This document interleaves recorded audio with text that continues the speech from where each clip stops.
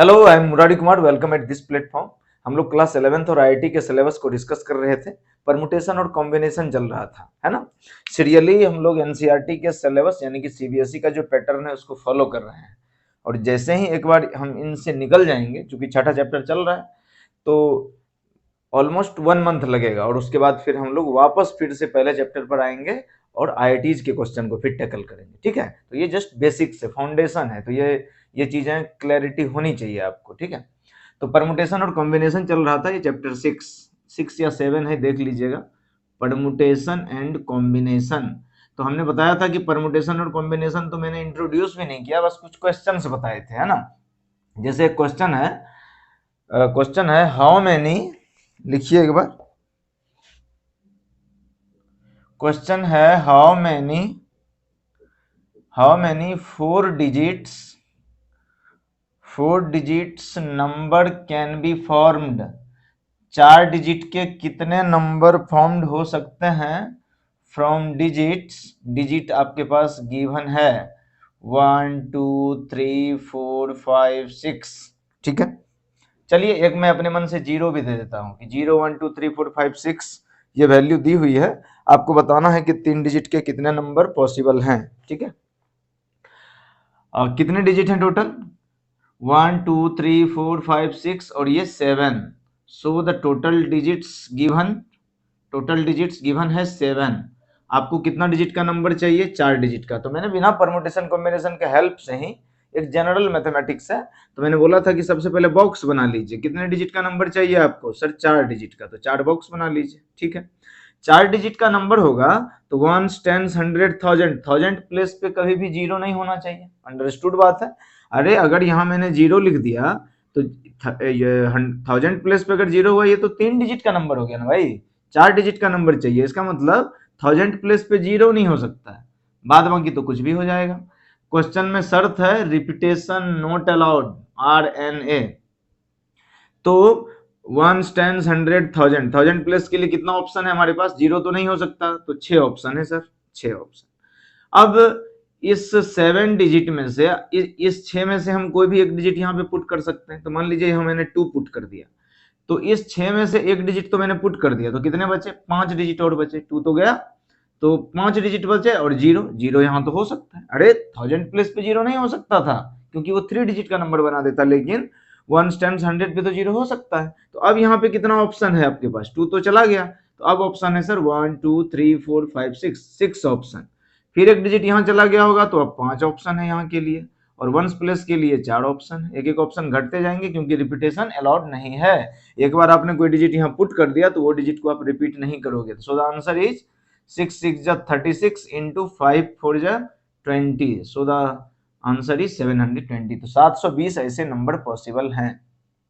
अच्छा, repetition allowed होता तब, इफ रिपीटेशन अलाउड, तब क्या करते हैं हम लोग? फिर से देखिए, ये 4 डिजिट का नंबर होता, 4 बॉक्स बना दीजिए। सर 4 बॉक्स बना दिया हमने। पहले प्लेस पे 0 नहीं हो सकता था, 6 ऑप्शन। दूसरे जगह के लिए 7 ऑप्शन, इसके लिए भी 7 ऑप्शन, इसके लिए भी 7 ऑप्शन। क्यों सर? क्योंकि रिपीटेशन अलाउड है। केवल यहाँ 0 छोड़ के बाद बाकी सब जगह कुछ भी रखो, 4 4 4 4 रिपीटेशन हो सकता है। So the answer is 6 into 7 पे पावर 3। कैलकुलेट करने की जरूरत भी नहीं होती, बस डायरेक्ट अगर हायर पावर है तो मल्टीप्लाई करने की जरूरत नहीं होती। सो दिस इज द आंसर। क्या समझ में आया? एक क्वेश्चन और करते हैं, अच्छा सा। ठीक है, आपको समझ में आया होगा। ये सब लिखते जाइए ताकि वापस जब आप लौटे 15 दिन 20 दिन के बाद, तो ये रिवीजन साइकिल में ये चीजें आपको हेल्प करे कि सर ने ये बताया था। ठीक है, चलिए नेक्स्ट क्वेश्चन है हाउ मेनी 4 लेटर, नहीं एक और है, how many 3 digit even number. Question है, नोट करिए, how many 3 digits even number. Even number कितना बन सकता है? Can be formed from digits. Digits आपके पास गिवन है, 3 डिजिट का नंबर बनाना है, फटाफट बनाइए। 1 2 3 4 5 6, 1 2 3 4 5 6 ये डिजिट है। फिर से क्वेश्चन में दिया हुआ है कि रिपीटेशन पॉसिबल है। मैं बोलता हूं कि दोनों केस में बनाइए कि जब repetition, when repetition not allowed RNA, और b number when repetition allowed, तब क्या करेंगे हम लोग? पहला केस 3 डिजिट का नंबर बनाना है, 3 बॉक्स बनाइए, सबसे पहला तरीका तो यही है। अच्छा, इवन नंबर आप किसको बोलते हैं? जिसके यूनिट प्लेस पे 0, 2, 4, 6, 8 ये सब डिजिट अगर यूनिट प्लेस पे हो तो उसको इवन नंबर बोलते हैं, या वैसा नंबर जो 2 के टेबल में आता है। तो यूनिट प्लेस, यूनिट 1, 10, 100। अभी तक हम क्या कर रहे थे कि हम इधर से चलते थे, है ना, लेफ्ट साइड से चलते थे राइट की तरफ। क्योंकि इवन नंबर पूछ रहा है तो हमको यूनिट प्लेस ध्यान रखना है। यानी कि यूनिट प्लेस पे अगर 2 हो, 4 हो, 6 हो तो इसका मतलब इवन नंबर बनेगा। तो हमारे पास यूनिट प्लेस के लिए कितना ऑप्शन है दोस्त? Sir 3 option. अगर पहला केस है रिपीटेशन नॉट अलाउड है, तो इन तीनों में से एक डिजिट आपने यहां रखा, तो 6 में से एक डिजिट तो यहां चला गया, यहां के लिए सर 5 ऑप्शन और यहां के लिए 4 option. So the answer is 4 5 जा 20, 3 जा 60। कितना इजी है, नहीं है? अगर रिपीटेशन अलाउड हो तो when repetition allowed, sir repetition allowed है तब तीन डिजिट के कितने नंबर बनेंगे? देखिए कितने नंबर बनेंगे, लेकिन चाहिए तो इवन। तो पहले यूनिट प्लेस के लिए तो 3 ही ऑप्शन है आपके पास, 2, 4, 6 होगा। लेकिन यहाँ के लिए कितना ऑप्शन? सर 6। यहाँ के लिए भी 6। क्यों? क्योंकि रिपीटेशन अलाउड है। यहाँ आपने 2 पुट किया तो यहाँ भी 2 2 हो सकता है, 4 पुट किया तो 4 4 हो सकता है। समझ गए बात? सो 6 6 जा 36 इंटू 3 कितना हो जाएगा? 108। तो ये आंसर हो सकता है। ठीक है, तो इस तरह से 7.1 एनसीईआरटी का आप सॉल्व कीजिए। एक्चुअली में चैप्टर 7 है ये, मैं 6 बोल रहा था, 7 चैप्टर है। ठीक है, तो ये क्वेश्चन आपने देखा कि बिना परमुटेशन को समझे हम लोग ये क्वेश्चन कर पा रहे हैं। अब इसी क्वेश्चन को हम परमुटेशन के हेल्प से कैसे बनाएंगे, ये है परमुटेशन और कॉम्बिनेशन का पहला कॉन्सेप्ट। देखिए, आप समझ जाइए और याद रखिए आगे के लिए कि अगर मैं पूछूं sir permutation means, sir permutation का मतलब होता है arrangement. The permutation is basically arrangement. क्या याद रखोगे? पीए, पीए, पीए पर्सनल असिस्टेंट होता है ना भाई, जैसे प्राइम मिनिस्टर का पीए, आईएएस ऑफिसर का पीए। पीए मतलब पर्सनल असिस्टेंट। तो हम यहाँ याद रखेंगे परमुटेशन मतलब अरेंजमेंट, पीए परमुटेशन मतलब अरेंजमेंट। और कॉम्बिनेशन मतलब होता है सिलेक्शन। कॉम्बिनेशन इज सिलेक्शन, याद रखिए सिलेक्शन। 15 खिलाड़ी हैं, 11 लोगों की टीम बनानी है, तो वो सिलेक्शन है, अरेंजमेंट नहीं है वो। कॉम्बिनेशन मतलब selection. CS central secretariat, Delhi में है ना सेंट्रल सेक्रेटेरिएट मेट्रो स्टेशन है जहां पर इंडिया गेट है, तो ऐसे याद रखिए सीएस कॉम्बिनेशन मतलब सिलेक्शन, पीए परमुटेशन मतलब अरेंजमेंट। तो बेसिकली अभी हम परमुटेशन के बारे में बात करेंगे, कॉम्बिनेशन आप ये लिख लीजिए, आगे के लिए याद रखिए। ठीक है, परमुटेशन को कैसे लिखते हैं? It is denoted by, permutation is denoted by factorial n और एन फैक्टोरियल, इस तरह से लिखते हैं। ये सिंबल है परमुटेशन, ये फैक्टोरियल का, फैक्टोरियल एन, और ये इसको क्या पढ़ते हैं हम लोग? Factorial n. फैक्टोरियल का साइन या तो ये है या ये साइन सिंबल है। क्या मतलब होता है इसका? फैक्टोरियल एन का मतलब ये है दोस्त कि एक एक घटता जाएगा, n-1, n-2, n-3, इस तरह से। मतलब अगर मैं एग्जांपल लिखना चाहूं फैक्टोरियल 5 की वैल्यू, तो 5 इंटू 5-1 इंटू 5-2 इंटू 5-3 इंटू 5-4, यानी कि 5-5 कर दिए, 5-5 तो 0 हो जाएगा, फिर तो सभी 0 हो गया। समझ गए ना? तो ये कब तक करोगे आप? इंटू लास्ट में क्या लिखोगे? n-r-1 यहां तक। ठीक है ना, यानी कि n में से n ही घटा दिए, मामला ही खत्म हो गया। ठीक है, तो इसको अगर सॉल्व करने की कोशिश करें तो क्या हो गया? 5 में से 1 गया 4, 5 में से 2 गया 3, 5 में से 3 गया 2, 5 में से 4 गया 1। यानी कि जब आप फैक्टोरियल कैलकुलेट करोगे तो ये घटते घटते कितना होना चाहिए? लास्ट में 1 होना चाहिए। इसको मल्टीप्लाई कीजिए, द आंसर इज 120। फैक्टोरियल 4 अगर कैलकुलेट करना हो तो ऐसे ही 4 से शुरू होकर घटते घटते 1 तक आएगा, 4 3 2 1, द आंसर इज 24। फैक्टोरियल 3 लिखना हो घटते घटते 1 तक आएगा, 6। फैक्टोरियल 2 लिखना हो 2 इंटू 1 2। फैक्टोरियल 1 ये तो 1 ही होगा। फैक्टोरियल 0 इसकी वैल्यू भी 1 होती है। निगेटिव के लिए फैक्टोरियल डिफाइन नहीं है सर, नहीं है। Factorial is defined for non integral, non negative numbers. Non negative number के लिए ही फैक्टोरियल वैलिड है। क्या समझ में आया बात? इसको नोट करिए, ये एक क्वेश्चन दे रहा हूं मैं, तब तक इसको सॉल्व कीजिए। The question is 1/8 factorial plus 1/9 factorial equals x/10 factorial, so find the value of x। मैंने क्या बताया अभी आपको? तो सर आपने बताया कि 8 फैक्टोरियल मतलब 8 फैक्टोरियल प्लस 1/9 फैक्टोरियल को क्या लिख सकते हैं? अरे फैक्टोरियल 9 है तो 9 इंटू 8 इंटू कहां तक? 1 तक, तो 9 इंटू 8 फैक्टोरियल तो लिख सकते हैं ना भाई, ये 8 7 हो जाएगा, तो 9 इंटू फैक्टोरियल 8 लिख सकते हैं इसको, इक्वल टू x/10। 10 फैक्टोरियल मतलब 10 इंटू 9 इंटू 8 फैक्टोरियल। क्यों लिख रहा हूं मैं? क्योंकि 8 फैक्टोरियल सब में कॉमन है, तो इन दोनों में से 1/8 फैक्टोरियल कॉमन ले लीजिए, तो यहाँ 1 बचेगा और यहाँ 1/9 बचेगा, और यहाँ x/10 इंटू 9 कितना हो गया? 90 इंटू 8 फैक्टोरियल। 8 फैक्टोरियल इधर भी है इधर भी है, दोनों तरफ 8 फैक्टोरियल इधर जाके मल्टीप्लाई होगा तो ऊपर नीचे कैंसिल हो गया, कैंसिल हो गया। इसके नीचे कुछ नहीं है, 1 है, एलसीएम लीजिए, 9 1, दिस इज 10/9 इक्वल्स x/90।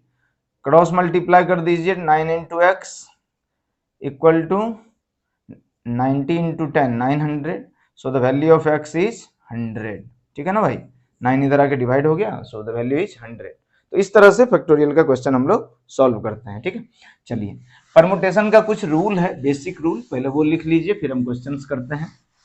बहुत ही इंटरेस्टिंग चैप्टर, फेवरेट चैप्टर है ये, आपका भी फेवरेट होगा परमुटेशन, और इसी से कनेक्टेड है बाइनोमियल। जब तक आपको परमुटेशन कॉम्बिनेशन नहीं आएगा तो बाइनोमियल थ्योरम आएगा नहीं, इसलिए इसको थोड़ा ठीक ढंग से पढ़ना चाहिए। ठीक है, परमुटेशन लिखिए, थ्योरम ऑफ परमुटेशन या थ्योरी ऑफ परमुटेशन। पहला थ्योरम नंबर 1 परमुटेशन का, number of permutation of n object. Permutation means arrangement. So an object है आपके पास, मान लीजिए 5 पेन है आपके पास, तो 5 पेन को आप कैसे अरेंज करोगे? तो यही है number of permutation. Permutation means arrangement, number of permutations यानी कि arrangement, basically permutation of n object.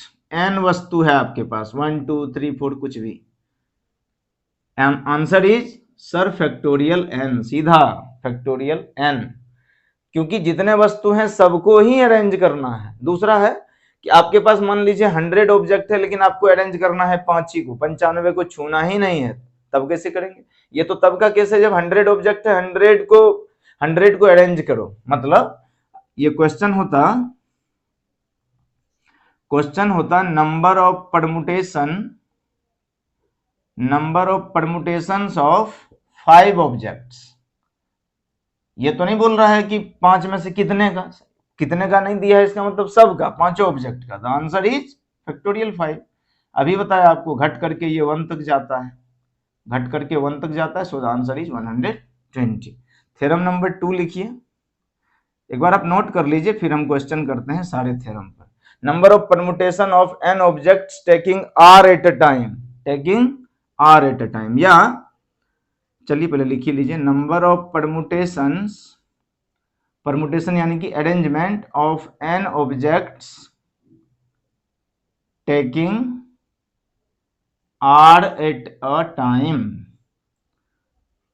है एन लेकिन अपने को आर ही चाहिए, तो this is n p r. N ऊपर लिखा है, पी बीच में, आर नीचे, इसी को परमुटेशन थ्योरम कहते हैं। इसको सॉल्व कैसे करते हैं दोस्त? फैक्टोरियल एन, नीचे में दोनों को माइनस करके फैक्टोरियल एन माइनस आर, ये रिजल्ट है। अभी मैं बताता हूं theorem 3, number of permutation of n objects, p objects r of different kind, है ना, नंबर ऑफ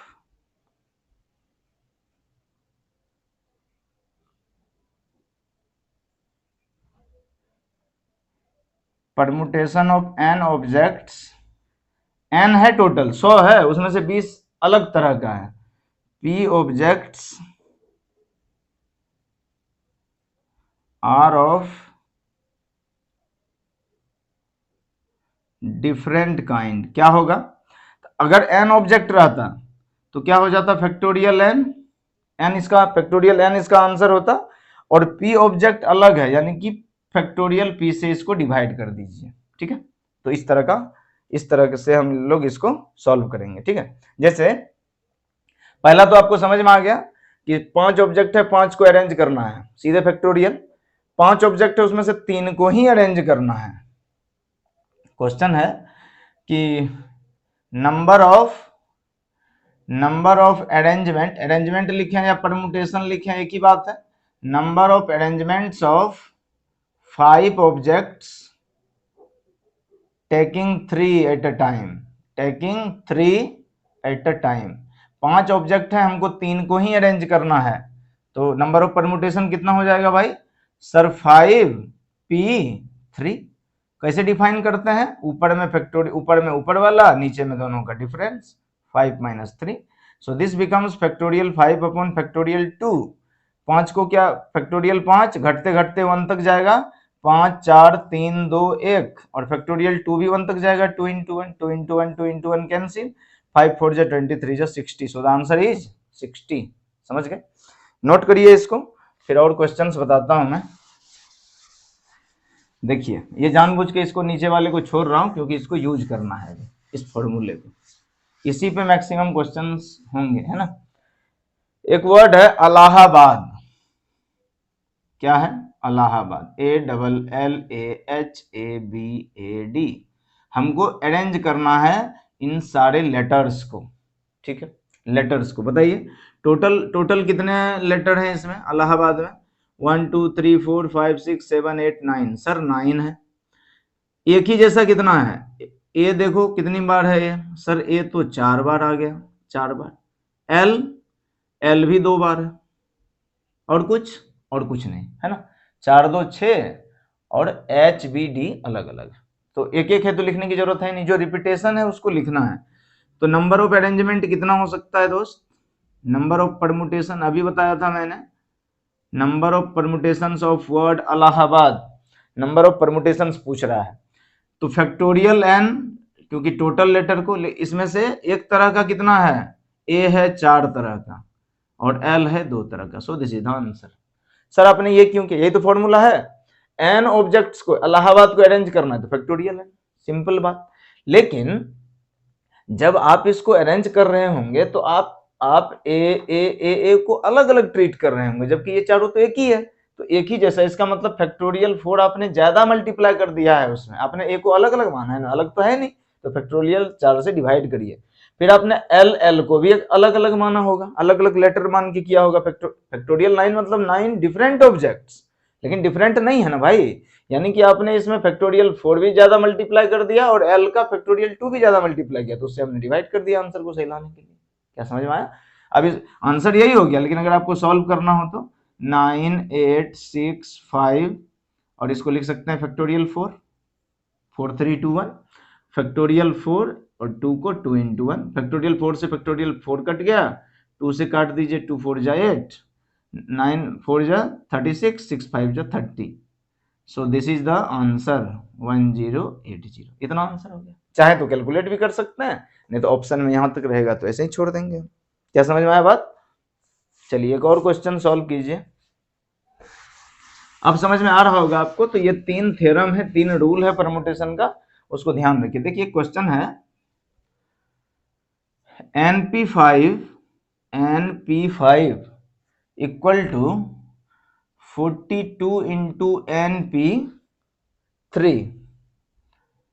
और क्वेश्चन कर रहा है n is greater than 4, find the value of n, n की वैल्यू बताओ। फिर से वही बात, NP5 मतलब sir factorial n upon factorial n minus 5, यही है ना, मतलब अभी बताया तो था, ऊपर n नीचे r, तो factorial n upon n minus r होता है, इक्वल टू 42 इंटू ये भी factorial n upon factorial difference नीचे में ऊपर वाला n और नीचे में डिफरेंस, ये करते हैं हम लोग। तो फैक्टोरियल n से फैक्टोरियल n कट गया, क्योंकि इधर मल्टीप्लाई में डिवाइड गया, ऊपर नीचे कट जाएगा भाई, तो 1 upon factorial n minus 5 equal to 42 into 1 upon, ये तो कट गया, n माइनस 3 इंटू, एक एक घटता जाता है, तो 1 माइनस करोगे तो -4 हो जाएगा, और करोगे तो -5 हो जाएगा, तो फैक्टोरियल n माइनस 5। क्यों क्यों रुके? क्योंकि n माइनस 5 फैक्टोरियल दोनों तरफ है, ये दोनों कट गया, फिर से ये मल्टीप्लाई में, डिवाइड में, उधर जाके मल्टीप्लाई, ऊपर नीचे कैंसिल हो जाएगा, तो इस नीचे वाले को इधर ले आते हैं, तो ये बन जाएगा n minus 3 into n minus 4 equal to 42। ये क्वाड्रेटिक बन जाएगा, मल्टीप्लाई करिए n को, n स्क्वायर, n, आपको पता है ना कैसे मल्टीप्लाई होता है, ये ब्रैकेट ओपन होगा तो ये n इस पूरे के साथ जाके मल्टीप्लाई होगा, तो n इंटू n माइनस 4, और ये -3 भी इस पूरे के साथ जाके मल्टीप्लाई होगा, so this is -3 into n minus 4 equal to 42। आप इसको सॉल्व करिए, ब्रैकेट का मतलब multiply, n into n square minus 4n minus 3n minus into minus plus 3 4 जा 12, और 42 को इधर ले आइए तो -42 equals 0। So this becomes n square minus 4 3 7 7n और 12 minus 42, so this becomes minus 30 equal to 0। आप इसको सॉल्व करिए, कैसे करेंगे, 10 3 जा 30, middle term splitting method, middle term को स्प्लिट कर दिया मैंने, कैसे किया सर, -10 प्लस 3n, इसमें तो कुछ है ही नहीं, बच्चा वाला चीज है ये 9 10 का, तो यहाँ से n कॉमन लीजिए, सो दिस इज n माइनस 10, यहाँ से 3 कॉमन लीजिए, सो this is n minus 10 equals 0। आपको दिख ही रहा होगा कि n माइनस 10 दोनों जगह पर कॉमन है, तो n माइनस 10 और इधर कॉमन लेंगे n प्लस 3 इक्वल टू 0। दो नंबर का मल्टीप्लीकेशन 0 है, या तो ये 0 होगा या ये 0 होगा, दोनों को 0 से इक्वेट कर दीजिए, n माइनस 0 को इक्वेट करेंगे तो n की वैल्यू 10 हो गई, और उधर राइट साइड n प्लस 3 को 0 से इक्वेट करेंगे तो n की वैल्यू -3 होगी, प्लस उधर जाके माइनस होगी। तो अब बताइए दोनों में से कौन सा वैल्यू ले n का, सर प्लस वाला लेंगे, क्योंकि क्वेश्चन में गिवन है कि n इज ग्रेटर देन 4, 4 से छोटा नहीं होना चाहिए, तो -3 वाला कंसीडर नहीं करेंगे, सो the value of n is 10। यही क्वेश्चन था, होप कि आपको समझ में आया होगा। विजिबल है ना भाई? अरे विजिबल नहीं है? हाँ है विजिबल, ठीक ठीक है, बन रहा है क्वेश्चन। तो मैं 2 क्वेश्चन दे रहा हूं आपको, ये दोनों क्वेश्चन आप नोट डाउन करिए। आपको बताना है DAUGHTER, डॉटर, ये जो डॉटर है इसको आपको अरेंज करना है, नंबर ऑफ अरेंजमेंट बताना है इसमें, ठीक है भाई। Find the number of permutation of the word daughter. Question number 2 लिखिए, क्वेश्चन नंबर 2 है 5 इंटू 4PR equal to 6 into 5PR minus 1, find the value of R। R बताना है आपको। ये दोनों क्वेश्चन सॉल्व कीजिए, कल आते ही हम लोग सॉल्व करेंगे, परमुटेशन के कुछ और क्वेश्चंस को देखेंगे और उसके बाद हम लोग कॉम्बिनेशन पे चलेंगे, ठीक है। चलिए, थैंक यू सो मच, आपको समझ में आया होगा, अपने दोस्तों के साथ शेयर कर लीजिए इसको।